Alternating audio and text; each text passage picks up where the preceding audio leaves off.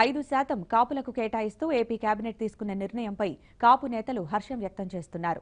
కాపు quota రిజర్వేషన్లను కేంద్రం పట్టించుకోకున్నా చంద్రబాబు తీసుకున్న నిర్ణయం తమకు ఎంతో మేలు చేస్తుందని మాజీ మంత్రి కొత్తపల్లి సుబ్బారాయుడు చెప్పారు. ముందు గౌరవ ముఖ్యమంత్రి చంద్రబాబు నాయుడు గారు ఏదైతే హామీ ఇచ్చారో ఆ హామీని ప్రభుత్వం వచ్చిన తర్వాత ప్రత్యేకంగా ఒక కాపు కార్పొరేషన్ ఏర్పాటు చేశారు. దానికి ఇప్పటి వరకు 3,100 కోట్ల రూపాయలు నిధులు కూడా మంజూరు చేయడం జరిగింది.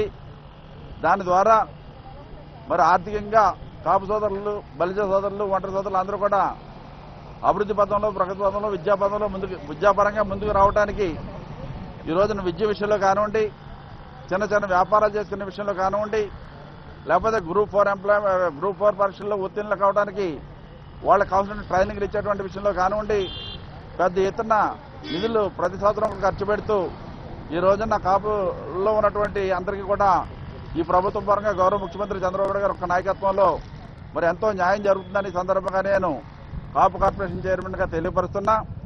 దాంతోపాటు నిన్న ప్రత్యేకంగా 5% రిజర్వేషన్ కూడా గౌరవ ముఖ్యమంత్రి గారు అనౌన్స్ చేయటం, ఇది 60-70 సంవత్సరాల సమస్యను పరిష్కారం చేసినందుకు యావత్ కాపు సోదరులు కానివ్వండి, బలిజ ఒంటరి సోదరులు కానీ అందరూ కూడా ఈనాడు ఒక పండుగ వాతావరణంలో వెళ్ళిపోయినటువంటి మొన్న జరిగినటువంటి సంక్రాంతి కానివ్వండి, ఈ మధ్యన జరిగినటువంటి క్రిస్మస్ కానివ్వండి, లేకపోతే రంజాన్ కానివ్వండి, ఆ పండుగలు వస్తే ఆయా వర్గాల వారు ఏ విధంగా ఆనందపడతారో అంత ఆనందం, అంత సంతోషం మరలా ఈ రోజున నేను చెప్పినటువంటి కాపు, బలిజ, ఒంటరి సోదరులందరిలోనూ కూడా ఉంది అన్నటువంటి విషయాన్ని సందర్భంగా నేను తెలియపరుస్తున్నా.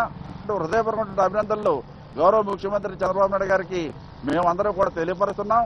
మనం ఒకటే చెప్తున్నాం, ఎందుకంటే ఎన్నికలు అయిన వెంటనే మరి రాష్ట్ర శాసనసభలో, రాష్ట్ర శాసన మండలిలో కూడా ఏకగ్రీవ తీర్మానం చేయించి కేంద్ర ప్రభుత్వాన్ని పంపించి 9th షెడ్యూల్లో పెట్టాలి, కాపులకు 5% రిజర్వేషన్ ఇవ్వాలని ఆ రోజున గౌరవ ముఖ్యమంత్రి గారు చంద్రబాబు నాయుడు గారు చేసినటువంటి విషయం మనందరికీ కూడా తెలుసు.